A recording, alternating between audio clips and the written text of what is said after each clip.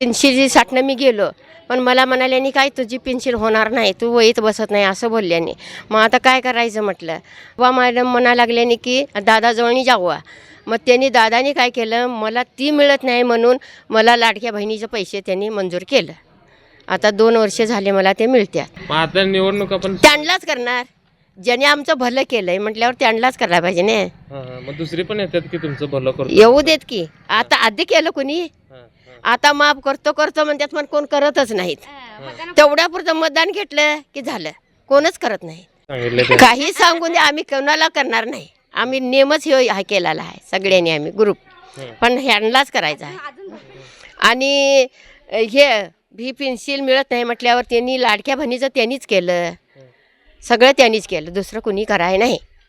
एवढी माणसं एवढं मतदान करून घेऊन गेलं, सगळं काय झालं, खरं कुणी आम्हाला असलं ध्यान बी दिलं नाही ना, आम्हाला कुणी सांगितलेलं बी नाही, पण त्यांनी केलं.